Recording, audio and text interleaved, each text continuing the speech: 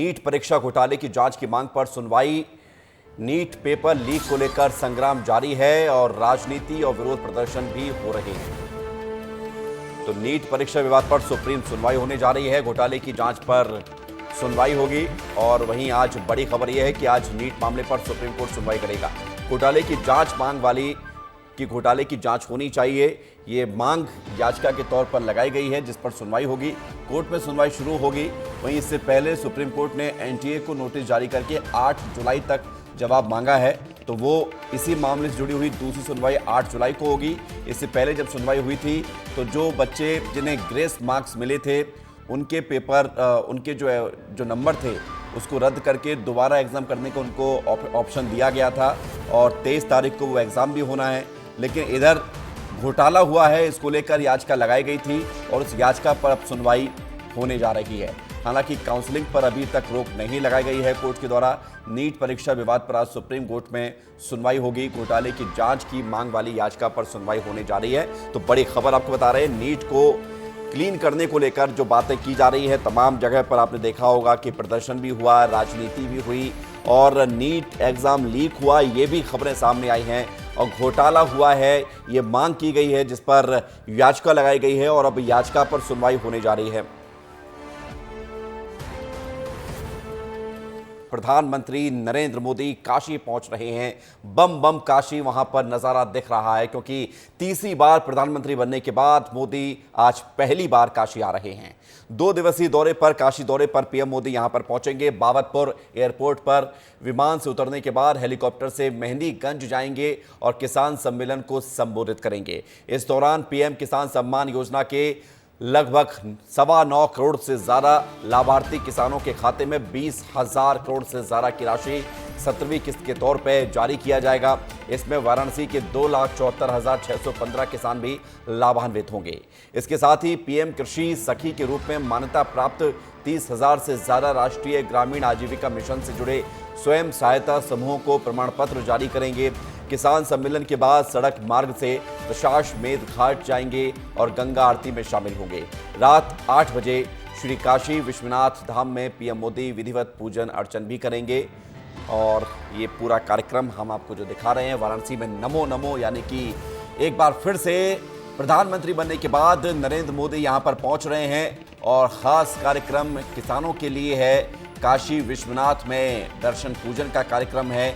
जगह जगह ढोल नगाड़े और कार्यकर्ताओं का उत्साह लगातार दिख रहा है। आदर्श हमारे साथ जुड़ गए, सीधे उनकी तरफ रुख करते हैं। आदर्श, बताइए क्या तैयारियां हैं, जब पीएम मोदी वाराणसी पहुंचेंगे क्या कुछ देखने को मिलेगा?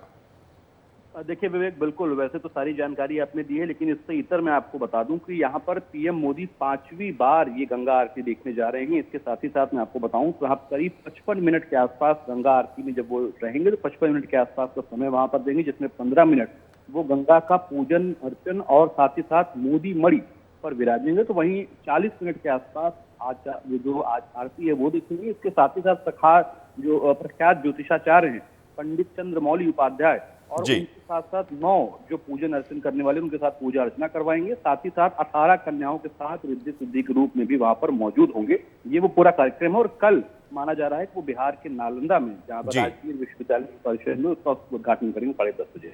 बिल्कुल, लेकिन खास बात ये आदर्श की पीएम बनने के बाद पीएम मोदी यहां पर आज आ रहे हैं वाराणसी में, और जैसा आपने बताया कि तमाम जो कार्यक्रम हैं, लेकिन जब मोदी वाराणसी पहुंचते हैं तो एक अलग माहौल दिख जाता है। पूरा वाराणसी बम बम काशी से यहाँ पर सराबोर दिखता है, नमो नमो हर जगह सुनाई देता है। क्या वैसा ही नज़ारा दिख रहा है आज भी? बिल्कुल वैसा ही नज़ारा यहाँ पर आज भी देखने को मिलेगा, क्योंकि पीएम मोदी भले ही देश के लिए प्रधानमंत्री हों, लेकिन कम से कम काशी वासियों के लिए निश्चित तौर पर कहीं ना कहीं वो उनके सांसद के तौर पर भी देखे जाते हैं। उनका अलग कनेक्ट है उनसे, और इसलिए जब पीएम मोदी वाराणसी की गलियों में निकलते हैं, जब पीएम मोदी किसी चाय के दुकान पर पीएम मोदी को रोड शो करते हैं में, तो इस पर वो कनेक्ट देखने को मिलता है लोगों के बीच में। पीएम मोदी का अपने क्षेत्रीय लोगों के लिए यानी एक सांसद के तौर पर भी वो उसमें ही वो प्रेम जी। देखने को मिलता है। और आज भी वही जोश, बिल्कुल, वही सांसद के उत्साह तौर पर भी और देश के प्रधानमंत्री के तौर पर भी प्रधानमंत्री नरेंद्र मोदी काशीवासियों को बेहद पसंद है। इसलिए काशीवासी हमेशा पीएम मोदी को बम्पर वोटों से जिताते भी आए हैं। इस बार 1.5 लाख वोटों से पीएम मोदी जीते भी थे। शुक्रिया आपका हमारे साथ जुड़ने के लिए आदर्श, और तमाम जानकारी के लिए। प्रधानमंत्री नरेंद्र मोदी आज वाराणसी में पीएम किसान योजना की 17वीं किस्त जारी करेंगे। पीएम मोदी शपथ लेने के बाद पहली बार काशी पहुंच रहे हैं, तो वहीं काशी भी अपने पीएम, अपने सांसद के स्वागत के लिए तैयार है। इस रिपोर्ट को आप देखिए।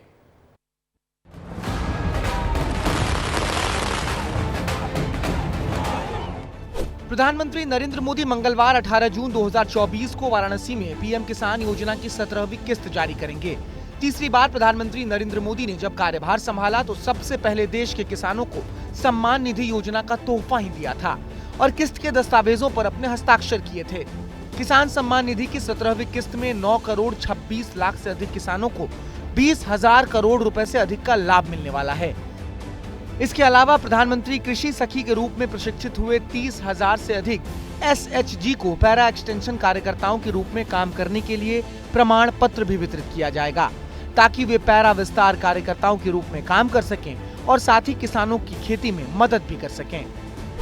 मोदी 3.0 में किसान सम्मान निधि की 17वीं किस्त जारी हो रही है, जहां पर 9 करोड़ 26 लाख से अधिक किसानों को लाभ मिलने वाला है, तो वहीं किसानों को 20,000 करोड़ रुपए से भी अधिक का फायदा होने वाला है।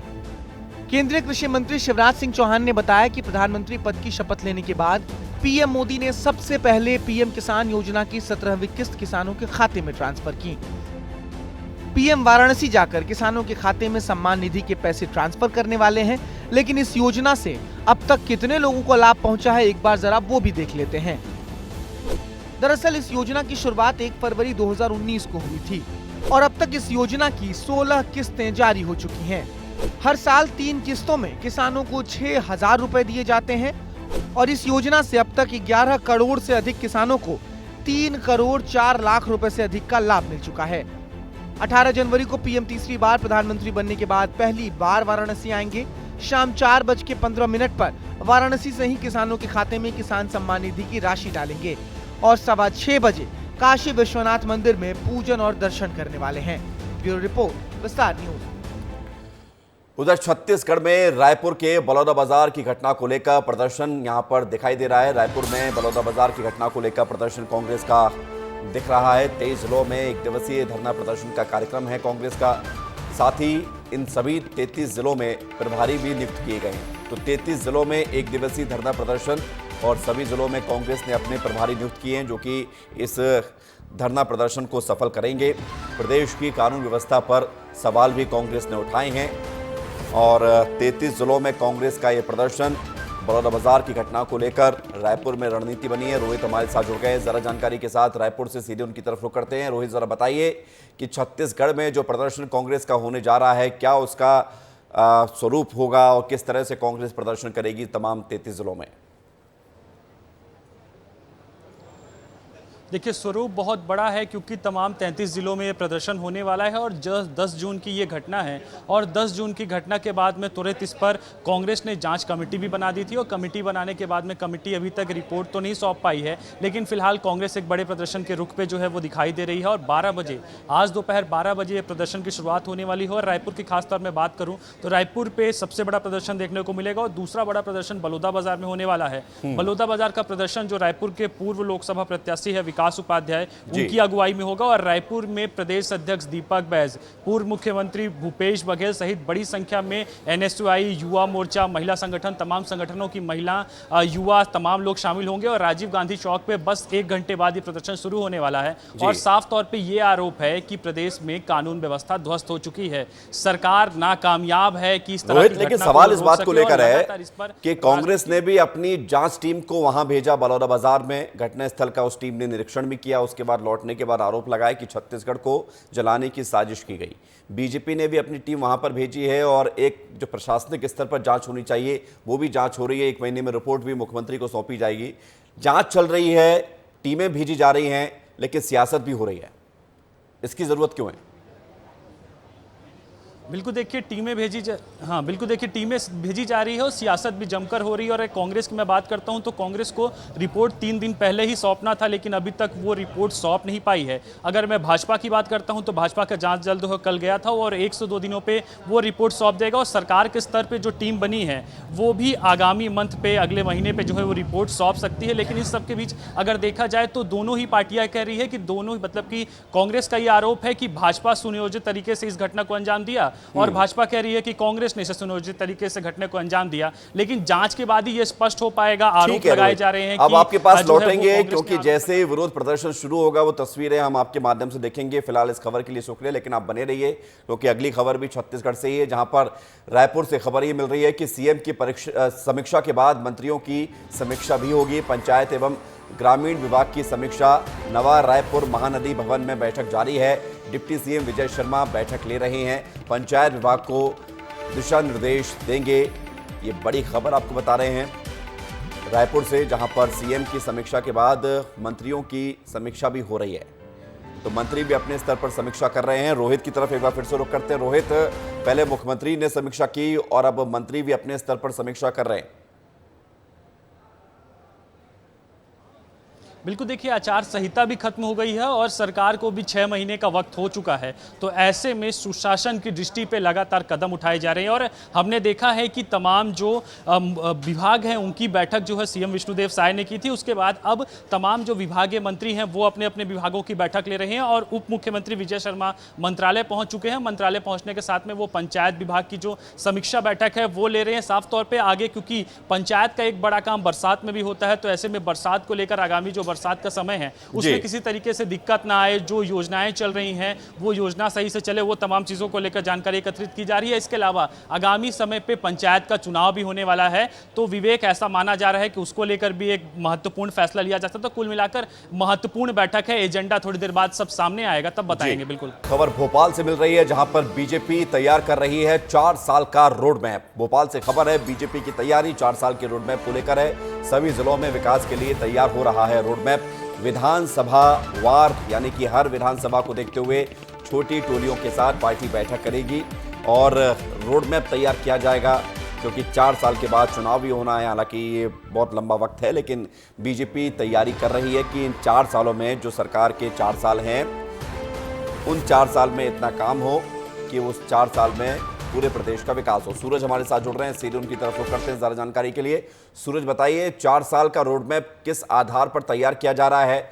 क्या कुछ होगा इन टोलियों के साथ बैठक करते हुए? क्या प्लान है पूरा, बताइए। देखिए विवेक, निश्चित तौर पर भारतीय जनता पार्टी जो है अब जिस तरह से अपना एजेंडा बनाई थी जीत को लेकर, वो जीत बीजेपी को मध्य प्रदेश में मिली। अब भारतीय जनता पार्टी के लिए चुनौती ये है कि इतनी सीटें जीतने के बाद कैसे विकास कार्य किया जाए ताकि अगली बार भी जनता उन पर ऐसे ही भरोसा जताए।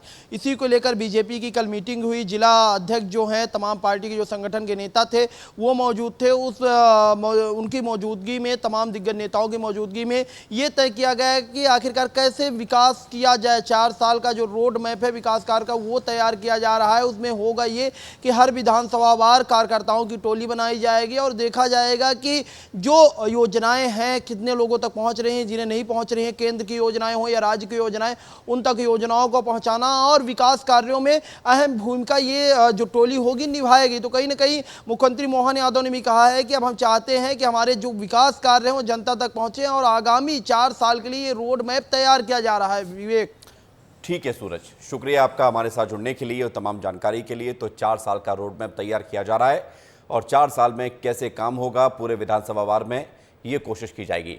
बड़ी खबर मिल रही है शेयर बाजार से जुड़ी हुई, जहां पर ऑल टाइम हाई पर शेयर बाजार पहुंच गया है। जानकारी ये मिल रही है कि सेंसेक्स ने सारे रिकॉर्ड तोड़ते हुए ऑल टाइम हाई के स्तर को छू लिया है। 77,326 सेंसेक्स और निफ्टी 23,573 का स्तर छूते हुए नजर आया है। आईटी शेयर्स में इस बार ज्यादा तेजी देखी गई है। तो बड़ी जानकारी यह है कि ऑल टाइम हाई पर है शेयर बाजार। एयर इंडिया की इंटरनेशनल फ्लाइट में एक पैसेंजर के खाने में ब्लेड मिली है। इन दिनों लगातार इस तरह की तमाम खबरें आ रही हैं कि खाने में कुछ कुछ ऐसा मिल रहा है जो कि हानिकारक भी है और सवालों के घेरे में है। अब एयर इंडिया की फ्लाइट में ब्लेड मिला है पैसेंजर के खाने में और उस पैसेंजर ने खुद एक्स पर पोस्ट करते हुए इस बात की जानकारी दी है। इस पोस्ट के बाद 16 जून को एयर इंडिया ने बयान जारी करके पैसेंजर के खाने में ब्लेड मिलने की बात को स्वीकार किया और माफी भी मांगी है। वहीं पैसेंजर पॉल ने फोटो शेयर करते हुए पोस्ट में लिखा, एयर इंडिया का खाना चाकू की तरह काट सकता है, मुझे इसका एहसास कुछ सेकंड तक खाना चबाने के बाद ही हुआ, शुक्र है कि मैं बच गया। छत्तीसगढ़ से खबर है, जहां पर कांग्रेस संचार प्रमुख सुशील आनंद शुक्ला ने बीजेपी पर निशाना साधा और कहा है कि डिप्टी सीएम विजय शर्मा के गृह जिले से बड़े पैमाने पर मानव तस्करी की जा रही है, जिसका नैतिक जिम्मेदार सुशील आनंद शुक्ला ने डिप्टी सीएम को ठहराया है और आरोप लगाते हुए कहा है कि हाई प्रोफाइल मामले में 16 युवतियों को ले जाते पकड़ाए युवक के बगैर कार्रवाई को क्यों छोड़ दिया गया। जब से भारतीय जनता पार्टी की सरकार बनी है, महिलाएं युवतियां असुरक्षित हो गई हैं। गृह मंत्री के गृह जिले कबीरधाम से बड़ी संख्या में महिलाओं की तस्करी की खबरें सामने आई है। विगत दिनों राजनांदगांव रेलवे स्टेशन पर 16 महिलाओं को कोरिया की ग्राम पंचायत सोनहत दफ्तर के बगल से बनी 6 महीने पहले बनी गुणवत्ताहीन सीसी सड़क अब उखड़ने लगी है। वहीं स्थानीय ग्रामीणों ने सीसी सड़क में भ्रष्टाचार और ठेकेदारी का गंभीर आरोप लगाते हुए बताया कि निर्माण कार्य के लिए पंचायत को एजेंसी बनाया गया था, लेकिन पंचायत ने मनमर्जी से तथाकथित ठेकेदार से निर्माण कार्य कराया, जिसका परिणाम आज सबके सामने है। जहां ठेकेदार ने शासन की राशि का दुरुपयोग करके राशि का बंदरबांट किया, वहीं विस्तार न्यूज ने मामले को लेकर कोरिया कलेक्टर के संज्ञान में इस मामले को लाया गया है। विकेश जायसवाल इसको बनाया है, वो पटेल अंकित पटेल दोनों साथी थे, वो लोग बनाए हैं। तो इसमें हम लोग आपत्ति किए हैं, मिट्टी डाल रहे थे, डालने नहीं दिए। अभी मिट्टी दिखाई दे रहा है, मिट्टी है यहाँ पे, तो अब दूसरे जगह लेके जा रहे हैं। कहाँ ले जा रहे हैं ये जानकारी नहीं है हम लोग को, पर कहीं लेके जा रहे हैं। जेसीबी लगा हुआ है, पूरा घटिया निर्माण कार्य हुआ है, पूरा गिट्टी दिखाई दे रहा है। यहाँ पे लोगों को पैदल चलने में दिक्कत हो रहा है। तो मेरे संज्ञान में भी आया है आपके द्वारा सोनत विकास खंड में जो ग्राम पंचायत सोनत है, तो वहाँ पे जो सीसी रोड का निर्माण हुआ है उसके संदर्भ में आपने बताया अभी कि वहाँ पे थोड़ा सा गुणवत्ता इशू है, तो उसको एक बार हम आरएस से चेक कराएंगे कि वहाँ पे कैसे उन्होंने जो तकनीकी हमने स्वीकृति मिली थी उसके आधार पर वहाँ पर निर्माण कार्य हुआ नहीं हुआ। एक बार रिपोर्ट हमारे पास आ जाएगी, उसके बाद जो भी उसमें एक्शन लेना हमने। मुरैना से खबर है, जहां पर यात्रियों से भरी नाव चंबल नदी में पलट गई है। सभी लोगों ने कूदकर अपनी जान बचा ली है। अच्छी बात यही है, नाव पलटने से बाइक लेकिन उस नाव में जो लेकर जा रहे थे ग्रामीण वो डूब गई हैं। आपको ये बता दें कि ये लोग प्राइवेट नाव से चंबल नदी पार कर रहे थे। कुछ लोग यूपी की सीमा के गाँव में कार्यक्रम में शामिल होने आ रहे थे। मामला पिनाहट के उठसाना घाट का है। भिलाई की रुआ बाधा में NSPCL कॉलोनी में शातिर चोर ने 2 सोने मकानों में ताला तोड़कर चोरी की। एक मकान में सोने डायमंड समेत 25,000 की नकदी और गहने चोरी करके चोर ले गए, जिसकी सूचना मिलते ही पुलिस मौके पर पहुंची और जांच शुरू की। ग्वालियर पुलिस ने 2 दिन पहले हुए दोहरे हत्याकांड का 48 घंटे में खुलासा कर दिया है। एडिशनल एसपी के नेतृत्व में हजीरा थाना पुलिस और क्राइम ब्रांच की टीम ने हत्याकांड के आरोपी को दबोच लिया, जहां पूछताछ के दौरान अपने साथियों के मर्डर की पूरी कहानी पुलिस के सामने बता दी गई है। दोनों व्यक्तियों की हत्या करने के बाद ये व्यक्ति फरार हो गया था। जो जानकारी मिली है, अगले दिन सुबह जब पुलिस को सूचना मिली तो ये व्यक्ति भी मौके पे दोबारा से पहुंचा था। तो टेक्निकली इस केस को कनेक्ट किया गया है और ये पूरी घटना में जो मृतक का मोबाइल फ़ोन था, उसके कपड़े थे और अन्य जो एविडेंसेस थे उनको कलेक्ट कर लिया गया है। तो बहुत ही सफल ऑपरेशन में इसको वर्कआउट किया गया, बहुत ही कम समय वर्कआउट किया गया है। पूरी टीम को इसमें 10,000 रुपये का नाम घोषित था, वो दिया जाएगा। खबर कांकेर से है, जहां पर शिशु एवं मातृ दर्द में कमी लाने के लिए सुरक्षित प्रसव का सरकार का सपना अधूरा सा लग रहा है। जिले के अलबेलापारा में जच्चा बच्चा जिला अस्पताल पर सालों से रेफर का ठप्पा लगा हुआ है, जो आज तक हट नहीं पाया है, जिसके बाद अब शहर की मितानिन और एमटी ने मदर एंड चाइल्ड केयर अस्पताल में अव्यवस्थाओं को लेकर मोर्चा खोल दिया है। इस वक्त जो है मितानिन हमारे साथ है, इनसे बात करते हैं आखिर पूरा माजरा क्या है। आप लोगों ने आरोप लगाया है कि जो यहाँ का जच्चा बच्चा अस्पताल है वो रेफर सेंटर बन गया है, प्राइवेट अस्पतालों में जो है रेफर कर दिया जाता है, क्या कारण है उसका? उस उतर समय तो प्राइवेट अस्पताल में जाओ मत बोलते, रायपुर जाओ करके बोल दिया जाता है, लेकिन जो हितग्राही जो है उस वक्त कंडीशन में नहीं रहता तो आसपास के प्राइवेट अस्पतालों में चले जाते हैं। कभी बोलते हैं आईसीयू की सुविधा नहीं है, कभी बोलते हैं कुछ क्रिटिकली है, जच्चा बच्चा किसी को एक को बचा पाएंगे तो हम सुविधा नहीं दे पाएंगे, सही समय में ले जाओ, या अन्यथा हम लोग कुछ नहीं कर सकते। तो हितग्राही जो है डरे भागे रहते हैं, जो अपने जच्चा जान बचाने के लिए क्या करेंगे, तो कहीं भी पास का अगल बगल अस्पताल में चले जाते हैं अपनी सिटी के। क्या मतलब इन चीजों से आपको क्या समस्याएं होती है? क्योंकि हम लोग इस पब्लिक के लिए काम करते हैं, हम लोग एक समाज सेवी संस्था के रूप में है, जो हमारा एक मितानिन कार्यक्रम है, जो हम जो रोजी मंजूरी का काम करते हैं और जो पारे मोहल्ले में जो गरीब परिवार रहते हैं उन लोगों को सारी सुविधाएं, जो सरकार की जो सुविधाएं हैं वो हितग्राही को मिल सके। हमारा और जो है माता मृत्यु और शिशु मृत्यु दर में जो रोकने के लिए जो काम चलाया जा रहा है सरकार की योजना, इसमें हम लोग मदद करने। क्या नाम है दीदी? तो पूर्णिमा ये कहाँ के मितानी नरस? यही कांकेर जवाहर वार्ड। जवाहर वार्ड के जन रिफर करीन हुई अभी तक जच्चा बच्चा हॉस्पिटल में? अब एक महीने में नहीं वो नादानी बोलो, फिर एक महीने में कम से कम 8-9 रेफर हो ही जाता है। 8-9 रिफर हो जाता है। का सुविधा नहीं है यहाँ? अब ब्लड बैंक की सुविधा नहीं है, क्योंकि ब्लड बैंक की सुविधा जिला हॉस्पिटल में, तो वहाँ से आना जाना मतलब दिक्कत होता है। अब किसी प्रेग्नेंट लेडी को हम लोग लेके गए हैं, उस दौरान हमको बोला जाता है कि इनका ब्लड कम है, तो उस समय इसको ब्लड चढ़ाना है करके, तो उसको व्यवस्था के लिए वहाँ जाना पड़ता है। कॉलेज है ना? हाँ, मेडिकल कॉलेज है। होगा जब मेडिकल कॉलेज खुला कि सुविधाएं मिलेगी यहाँ करके, क्या लग रहा है अब खुलने के बाद? अब वही तो यही लग रहा है हमको कि अब वहाँ कुछ सुविधा नहीं है ऐसे टाइप का, क्योंकि ये मौका में कारण क्या है? कारण क्या अब कारण वही तो हम भी नहीं समझ पा रहे हैं। हम कारण वही जानना हम भी चाह रहे हैं कि क्या कारण से रिफर होता है। अभी तक कहाँ आप लोग जो है आवेदन दिए हैं? कलेक्टर किसी के पास? अभी कलेक्टर के पास दिए थे, विधायक के पास, कल तो विधायक के साथ ही गए थे हॉस्पिटल। विधायक 1 महीने का समय दिए हैं। ये कांकेर का जच्चा बच्चा हॉस्पिटल है। कहा जाता है कि अस्पताल में सारी सुविधाएं होनी चाहिए और सुरक्षित प्रसव होना चाहिए। बावजूद इसके कांकेर का जो जच्चा बच्चा हॉस्पिटल है पिछले 3-4 सालों से जो एक रिफर सेंटर बन गया है। ये ईश्वर सिन्हा, विस्तार न्यूज, कांकेर।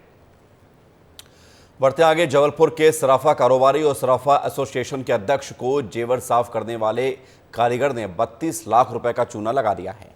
मार्च महीने में सराफा व्यवसायी शेखर राजा सराफ ने मेघनाथ पात्रा को 560 ग्राम सोने के जेवर साफ करने के लिए दिए थे, जिसके 4 दिन बाद ही मेघनाथ अपने घर कलकत्ता चला गया। जब राजा सराफ व्यापारी ने उसे जेवर वापस करने के लिए कहा तो उसने बताया कि जेवर उसकी सराफा स्थित दुकान की तिजोरी में रखे हुए हैं, जब वो कलकत्ता से वापस लौटेगा तो जेवर दे देगा। कुछ दिन बाद जब कारीगर जबलपुर लौटा तो उसने बताया कि तिजोरी से जेवर गायब हैं। इसके बाद मेघनाथ ने उन जेवरों की कीमतों के पैसे देने का वादा किया, लेकिन चुनाव आचार संहिता आदि का बहाना देते देते वो पैसे ना देता रहा, और जिसके बाद राजा सराफ ने कोतवाली पुलिस थाने में शिकायत दर्ज कराई। बहरहाल पुलिस फिनिशिंग कारीगर मेघनाथ की तलाश में है। माना यह जा रहा है कि मेघनाथ वापस कलकत्ता भाग गया है और उसने जेवर खुद ही गायब किए हैं।